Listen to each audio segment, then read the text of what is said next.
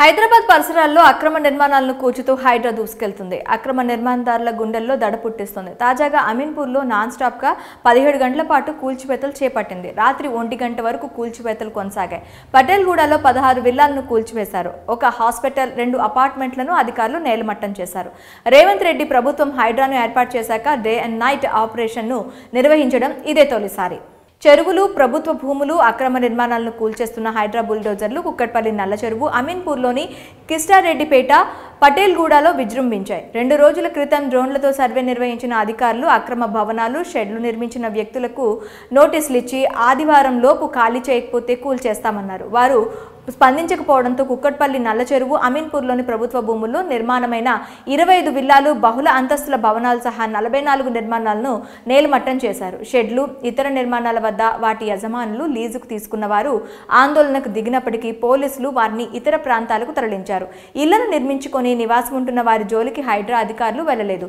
3 ప్రాంతాల్లో దాదాపు 200 కోట్లు విలువ చేసే 8 ఎకరాల ప్రభుత్వ భూములను స్వాధీనం చేసుకున్నట్టు హైడ్రా కమిషనర్ ఏవి రంగనాథ్ పేర్కొన్నారు.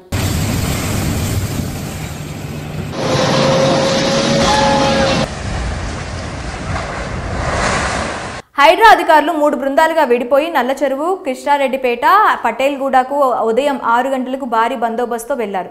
విద్యుత్ శాఖ సిబ్బందిని పిలిపించి కూల్చివేస్తున్న షెడ్లను, నిర్మాణాలకు కరెంటు సరఫరా నిలిపివేశారు. అక్రమ నిర్మాణాలకు కూల్చివేస్తామంటూ హైడ్రా అధికారుల వార్నింగ్ నేపథ్యంలో ఆదివారం ఉదయమే కొందరు తమ సామగ్రిని తరలించారు. మరికొందరు ఆందోళనకు దిగారు. షెడ్లను కిరాయికి తీసుకున్న వారు తీవ్ర ఆవేదనతో కన్నీళ్లు పెట్టుకున్నారు.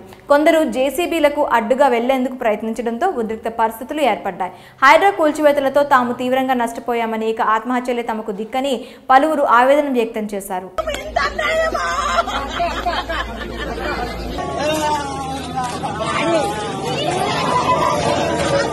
తాజాగా మాదాపూర్లో అక్రమ నిర్మాణాలను హైడ్రా కూల్చివేస్తుంది. కావూరి హిల్స్ లోని పార్క్ ప్రాంతంలో ఆక్రమణలకు అధికారులు తొలగించారు. పార్క్ లో ఏర్పాటు చేసిన స్పోర్ట్స్ అకాడమీపై గత కొంతకాలంగా కావూరి హిల్స్ అసోసియేషన్ ఫిర్యాదులు చేసింది. ఈ క్రమంలో ఉదయమే అక్కడికి వెళ్లిన హైడ్రా టీం అకాడమీ నిర్మాణాలను తొలగించింది. మరోవైపు దీనిపై స్పోర్ట్స్ అకాడమీ నిర్వాహకులు స్పందించారు. కావూరి హిల్స్ అసోసియేషన్ తమకు 25 ఏళ్లకు లీజుకి ఇచ్చిందన్నారు. ఆ గడువు ముగియక ముందే నిర్మాణాలను అన్యాయంగా తొలగిస్తున్నారని ఆరోపించారు.